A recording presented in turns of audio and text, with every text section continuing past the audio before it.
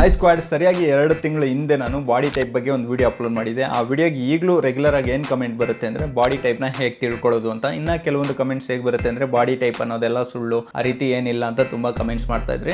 ಈ ವಿಡಿಯೋದಲ್ಲಿ ನಿಜವಾಗ್ಲೂ ಬಾಡಿ ಟೈಪ್ ಅನ್ನೋದು ಇದೆಯಾ, ಇದ್ರೆ ಅದನ್ನ ಹೇಗೆ ತಿಳ್ಕೊಳ್ಳೋದು ಅಂತ ತುಂಬ ಶಾರ್ಟ್ ಅಂಡ್ ಸ್ವೀಟ್ ಆಗಿ ಎಕ್ಸ್ಪ್ಲೇನ್ ಮಾಡ್ತೀನಿ. ವಿಡಿಯೋನ ಕೊನೆವರೆಗೂ ನೋಡಿ. ಮೊದಲಿಗೆ ನಿಮ್ಗೆ ಒಂದು ಕ್ಲಾರಿಟಿ ಕೊಟ್ಬಿಡ್ತೀನಿ. ಬಾಡಿ ಟೈಪ್ ಅನ್ನೋದು ಇದೆ ರೀ.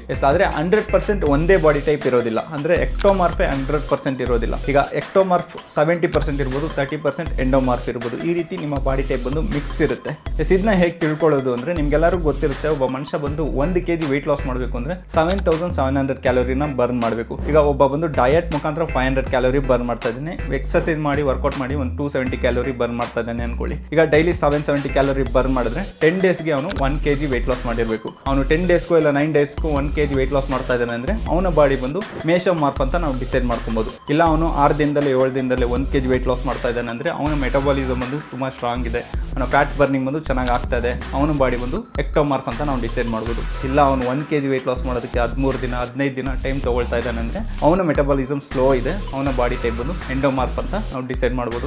ಈ ಬಾಡಿ ಟೈಪ್ನ ನಮ್ಮಿಂದ ಚೇಂಜ್ ಮಾಡೋಕ್ಕಾಗಲ್ವಾ ಅಂದರೆ ಚೇಂಜ್ ಮಾಡ್ಬೋದು ರೀ. 10 to 20% ಚೇಂಜ್ ಮಾಡ್ಬೋದು. ಎಕ್ಸಾಂಪಲ್ ನಾನು 10-20% ಅಂತ ಹೇಳ್ತಾ ಇದ್ದೀನಿ. ಬಟ್ ನಿಮ್ಮ ಲೈಫ್ ಸ್ಟೈಲು, ನಿಮ್ಮ ಡಯಟು ಮತ್ತು ನಿಮ್ಮ ವರ್ಕೌಟ್ ಎಲ್ಲ ತುಂಬಾ ಪರ್ಫೆಕ್ಟ್ ಆಗಿದ್ರೆ ಇದು ಪರ್ಸೆಂಟೇಜ್ ಅಂತ ನಾವು ಹೇಳೋದಕ್ಕಾಗಲ್ಲ, ಬಟ್ ನೀವು ಚೇಂಜ್ ಮಾಡ್ಕೊಬೋದು. ಎಕ್ಸಾಂಪಲ್ಗೆ ನಾನು ಹೇಳ್ತಾ ಇದ್ದೀನಿ, ಈಗ ನಿಮ್ಮ ಬಾಡಿ ಬಂದು 40% ಎಕ್ಟೋಮಾರ್ಫ್, 60% ಎಂಡೋಮಾರ್ಫ್ ಆಗಿದೆ ಅನ್ಕೊಳ್ಳಿ. 2 ಸೇರಿದ್ರೆ 100%. ಈ 60% ಅನ್ನೋದನ್ನ ನೀವು 70% ತೊಗೊಂಡು ಹೋಗ್ಬೋದು. ಬಟ್ 100% ಚೇಂಜ್ ಮಾಡೋಕ್ಕಾಗುತ್ತಾ ಅಂದರೆ ಸತ್ಯವಾಗ್ಲೂ ಆಗೋದಿಲ್ಲ.